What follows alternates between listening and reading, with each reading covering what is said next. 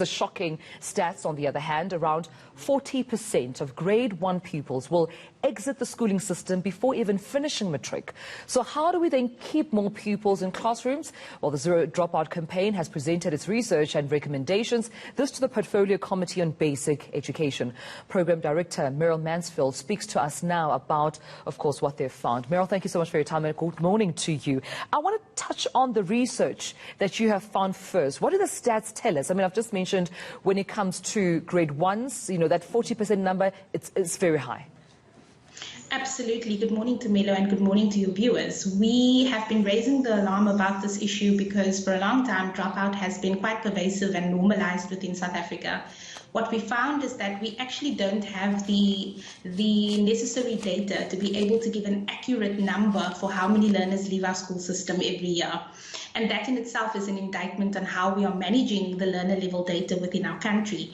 The 40% analysis that we were able to do shows us that a number of learners are disappearing from our school system before they reach the grade 12 year.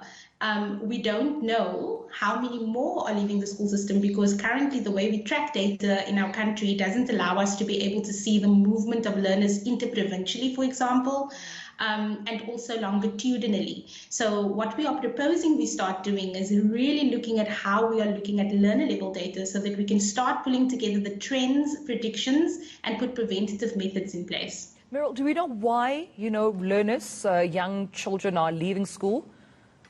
So this is the interesting thing. This is why we believe dropout is preventable, because learners are leaving school because of disengagement, and dropout is the ultimate consequence of disengagement. And disengagement is impacted by a range of factors that learners have to face. And these factors can happen within the school, and they're issues like failing a grade or repeating a grade, struggling academically, struggling to read, experiencing corporal punishment, poor infrastructural systems, and then also factors that you experience outside of school that learners often have to navigate, like experiencing trauma, witnessing trauma, family issues, community violence, or inequality and effects of poverty. And so the level of disengagement that learners experience gets heightened the more they are mitigating or interacting with these factors without any mitigating prevention in place. And what we believe is as soon as we start really investigating what levels of disengagement and risk is within learners, we will be better able to intentionally respond to that. Now, you also brought out some recommendations, I understand, when you presented to the Portfolio Committee on Basic Education. The question is then, how do we keep these young learners in classrooms? So we had 3 simple recommendations. The first one was that we absolutely need to have dropout as a KPI nationally in our education system. We have to start putting a target in place that allows our schools and our nation to hold our education system accountable for the learners that are disappearing from the school system.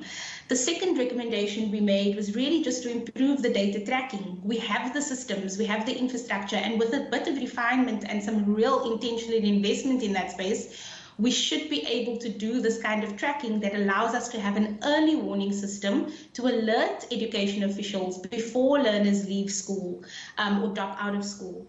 And then thirdly, to provide psychosocial support. The only way we will mitigate disengagement is if we have intentional processes and functional referral systems within schools that support the teaching and learning efforts that teachers are putting in every day to help learners to be able to hold their grip on schooling. I found the psychosocial support quite interesting, Merle, and I just want to touch on that a bit. I mean, surely this is a multi-stakeholder sort of like effort here. We're talking not only just the teachers or the Department of Basic Education, but parents, community members, everyone needs to be a part of the solution in ensuring that learners stay in school.